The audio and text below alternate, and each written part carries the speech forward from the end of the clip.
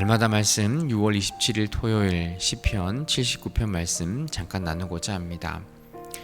오늘 말씀에 보면 모든 것을 잃어버린 이 시인이 안타까운 마음으로 기도하는 것을 볼 수 있습니다. 아마도 이 시인은 성전이 파괴되는 것을 목격했던 한 사람이 하나님께 드리는 기도로 보입니다.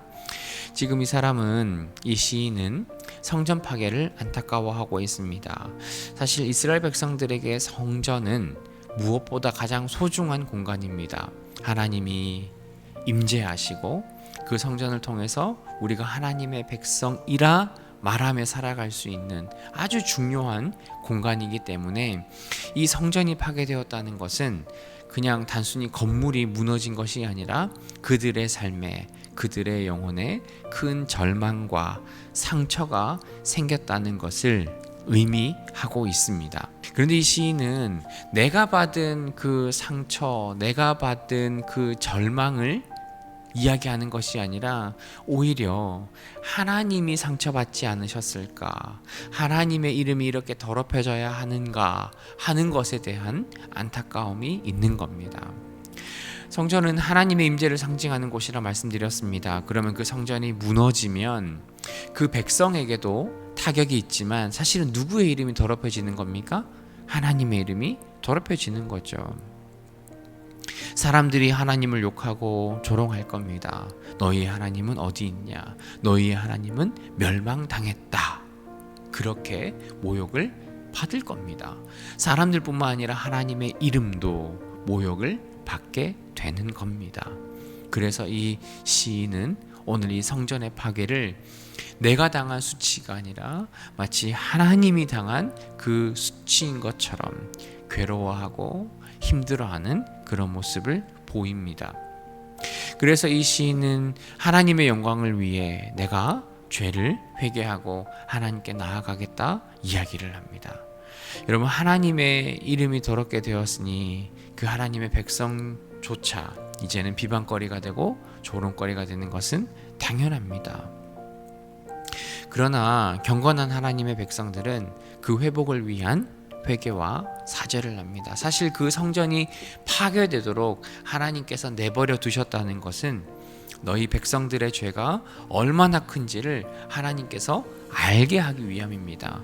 여러분, 건물이 무너졌다고 해서 사실은 하나님의 존재가 피해를 입거나 하나님의 존재가 사라지는 것은 아닙니다. 그럼에도 하나님께서는 그 성전이 무너지는 것을 통해서 이스라엘 백성들이 얼마나 지금 악한 모습으로 살아왔는지, 그들이 하나님 앞에 회개하며 나오지 않았는지를 이스라엘 백성들에게 알게 하시기 위해서 하나님께서는 그렇게 하셨습니다. 그래서 이 시인은 하나님의 영광을 위해 그들이 정신 차리고 그들이 하나님 앞에 속죄해야 할 것을 오늘 성경은 이야기를 하고 있는 겁니다. 여러분, 우리가 당하는, 또한 우리 신앙의 공동체에 당하는 어려움은 단순히 우리가 당하는 것이 아닙니다. 그것은 하나님의 이름이 달려 있는 겁니다.